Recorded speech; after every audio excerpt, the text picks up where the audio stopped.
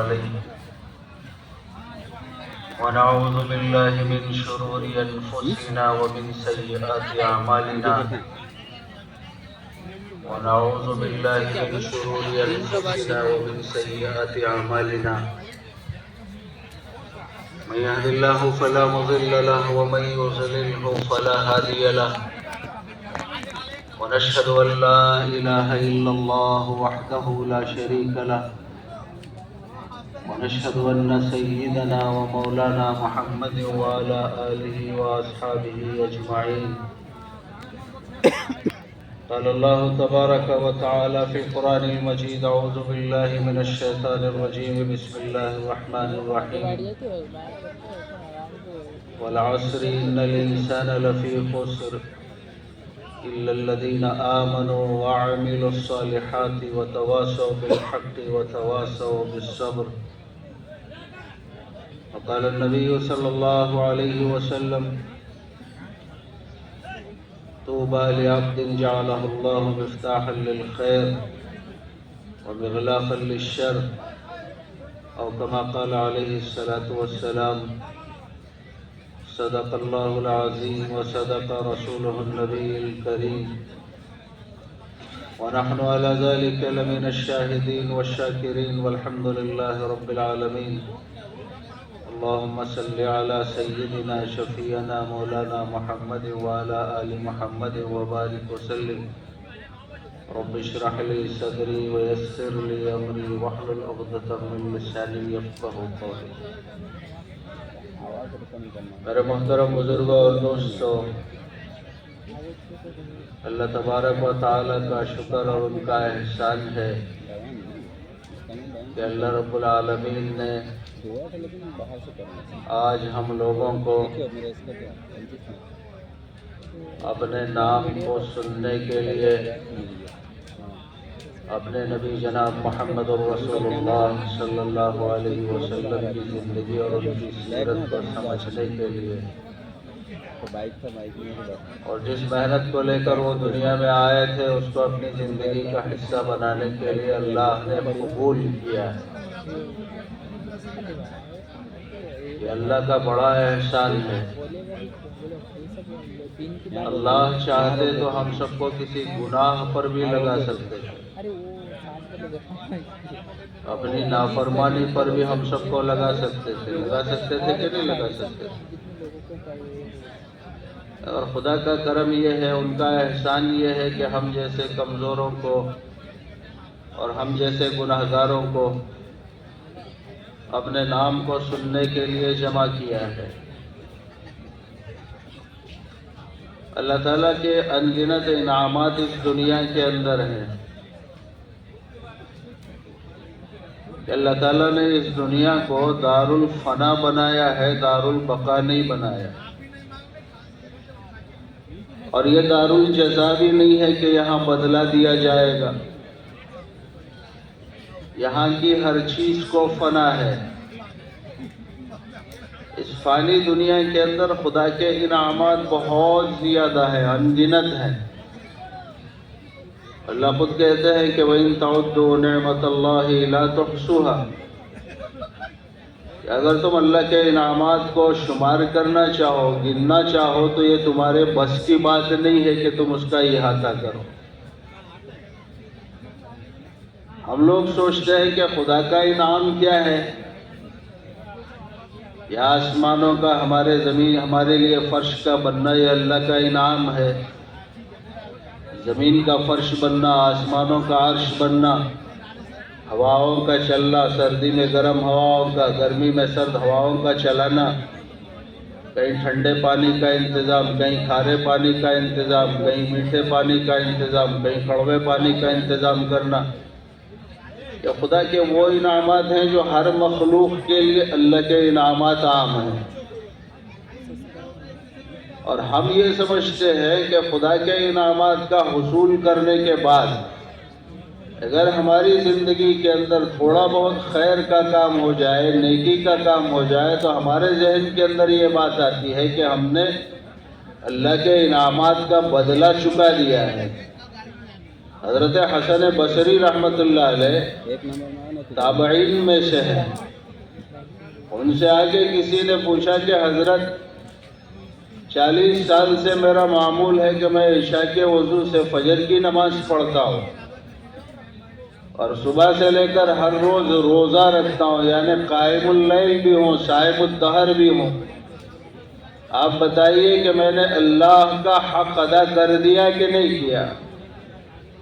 کتابوں میں لکھا ہے کہ حضرت حسن بصری رحمۃ اللہ علیہ کی چیخ نکل گئی اور بے ہوش ہو گئے.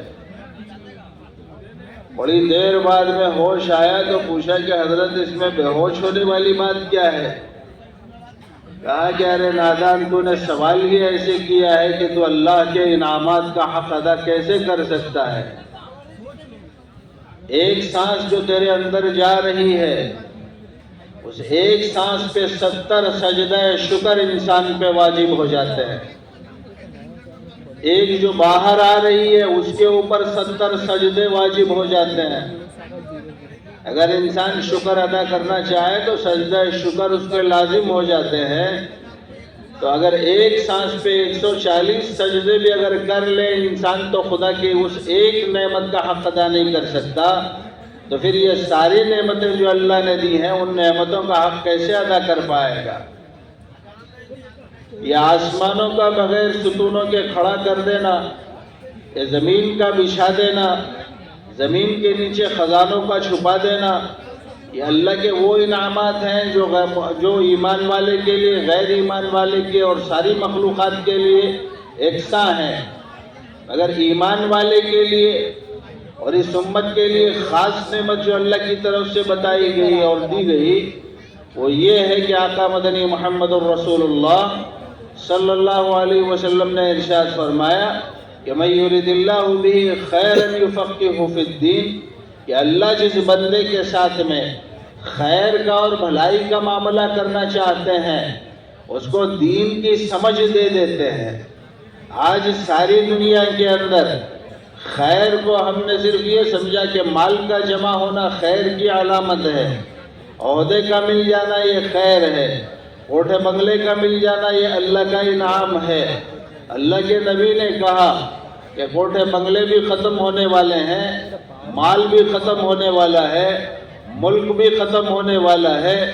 دنیا کے اندر بڑے بڑے بادشاہ ہیں کہ جن کی سلطنت اور جن کی حکومت ساری زمین کے اوپر تھی، اگر اللہ کا فیصلہ آیا، وہ فیصلہ کیا ہے؟ وہ انسان کی زندگی کے اندر اور ہر مخلوق کے لیے اللہ کا ایک سا فیصلہ ہے. وہ فیصلہ ہے موت کا فیصلہ. اللہ کا فیصلہ یہی ہے کہ کل نفس ذائقۃ الموت، کہ ہر جاندار کو موت کا مزہ چکھنا ہے. جب موت کے جھٹکے لگے اللہ نے بڑے بڑے بادشاہوں کی گردنوں کو توڑ دیا، اور موت کے جھٹکے لگے اللہ نے ان کی حکومتوں کو ختم کر دیا. 4 بڑے بادشاہوں کو اللہ نے دنیا میں بھیجا تھا. ایک بخت نصر تھا جس کی حکومت ساری زمین پہ تھی. ایک نمرود تھا کہ جو حضرت ابراہیم علیہ السلام کے زمانے میں اس کی حکومت تھی اور ساری زمین کے تختے پہ اسی کا راج تھا. اور پھر ایک حضرت ذوالقرنین تھے، سکندر ذوالقرنین، اللہ نے ان کو بھی حکومت دی تھی ساری زمین کی بادشاہ. اور ایک تھے حضرت سلیمان بن داؤد علیہ السلام.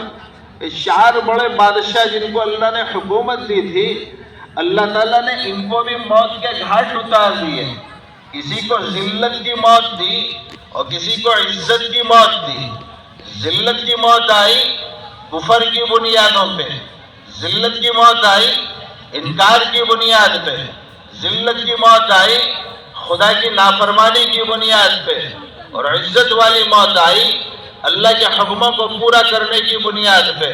اور عزت کی زندگی جو ملی خدا کے حکموں کو پورا کرنے کی بنیاد پہ.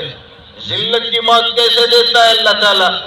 ذلت کی موت ایسے دیتا ہے کہ انسان کو مال بھی دیتا ہے، ملک بھی دیتا ہے، تخت بھی دیتا ہے، حکومت بھی دیتا ہے، اور ساری چیزیں دینے کے باوجود انسان کو اسی تخت پہ بٹھا کے اللہ ذلیل کر دیتا ہے.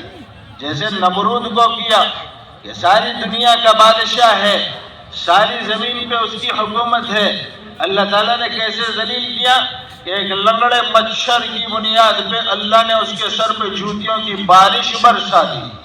کہ خدا کی طاقت ہے، مگر انسان اللہ کو سمجھ نہیں رہا، اور انسان کا سب سے بڑا بدنصیبی اور عالمیہ اس کا یہ ہے کہ جب مال ملتا ہے تو وہ اپنے آپ کو بادشاہ سمجھنے لگتا ہے، جب اللہ اس کو ملک دیتے ہیں تو وہ اپنے آپ کو سب سے بڑا خدا سمجھتا ہے۔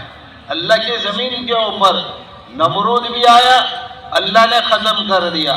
فرعون آیا، اس نے کہا کہ مجھ سے بڑا بادشاہ کون ہے؟ پہلے تو بادشاہت کا اعلان کیا، پھر اس نے اپنے آپ کو رب ہونے کا دعویٰ کیا۔ وَفِرْعَوْنَ ذِي الْأَوْتَادِ الَّذِينَ طَغَوْا فِي الْبِلَادِ فَأَكْثَرُوا فِيهَا الْفَسَادَ فَصَبَّ عَلَيْهِمْ رَبُّكَ صَوْتَ عَذَابٍ۔ اللہ قرآن میں کہتا ہے کہ کیا تم فرعون کی زندگی کو دیکھتے نہیں ہو کہ ہم نے اس کو پھانسیاں دینے کے اندر وہ مشہور تھا کہ جو بھی آدمی اس کے خلاف کوئی سازش کرتا، ایک بڑی چوکھٹ اس نے بنائی تھی اور اس تیر کے اوپر لوگوں کو پھانسیاں دے دیا کرتا تھا اور وہ ننگے لٹکتے تھے۔ تو اللہ تعالیٰ کہتے ہیں وَفِرْعَوْنَ ذِي الْأَوْتَادِ الَّذِينَ طَغَوْا فِي الْبِلَادِ کہ اس نے ہماری زمین کے اوپر نافرمانیوں کا راج اور ڈنکا بجا دیا تھا۔ اس نے کہا تھا اَنَا رَبُّكُمُ الْأَعْلَىٰ کہ میں تم سب کا بڑا پروردگار ہوں، میں تمہارا پالنے والا ہوں، میں تمہارا بنانے والا ہوں۔ اللہ تعالیٰ کو یہ چیز بڑی ناپسند آئی۔ کیوں؟ خدا تعالیٰ ساری کائنات کے اندر ساری غلطیوں کو معاف کر سکتے ہیں، اگر ایک غلطی ایسی ہے کہ جس کو اللہ معاف نہیں کرتے، وہ غلطی ہے شرک کی، وہ غلطی ہے خدا کی ذات میں شرکت کرنا، وہ گناہ ہے اللہ کی صفات میں کسی کو شریک ٹھہرانا۔ جب بندہ خدا کی زمین پہ چلتے ہوئے، خدا کے انعامات کا استعمال کرتے ہوئے، اللہ کے آسمانوں کا استعمال کرتے ہوئے، اللہ کے نعمتوں کو کھاتے ہوئے، کہ ہوائیں اس کی ہیں، پانی اس کا ہے، زمین اس کا ہے، خزانے اس کے ہیں، وہ اللہ کے پورے روٹی روزی کو کھانے کے باوجود جب بندہ اللہ کی ذات میں شریک ٹھہراتا ہے تو خدا کو بڑا غصہ آتا ہے۔ تو اسی لیے ہر زمانے کے اندر اللہ نے توحید کا پیغام دیا۔ آدم علیہ السلام کو بھیجا زمین پہ، اور زمین پہ بھیجنے کے بعد میں ان کو بھی توحید کا پیغام دے کے بھیجا۔ لا الہ الا اللہ، بولو بھائی لا الہ الا اللہ، اللہ ایک ہے، اللہ ہی معبود ہے، اللہ ہی مسجود ہے، اللہ ہی مقصود ہے، اللہ ہی زندگی کا کارساز ہے۔ وہ لا الہ الا اللہ ایسی عجیب کلمے کو اللہ نے دنیا میں دے کے بھیجا اور کہا کہ آدم اپنے بچوں کے اندر، اپنی اولاد کے اندر اس توحید کے درس کو دینا کہ اگر میرا بندہ تمہاری اولاد کے اندر پیدا ہونے والے مجھ کو ایک مانے گا، ایک جانے گا، میرے ایک ہونے پہ یقین کرے گا، میرے عزت کی قسم میں ہر زمانے کے اندر، ہر حال کے اندر اس کو کامیاب کر کے دکھاؤں گا۔ نوح علیہ السلام آئے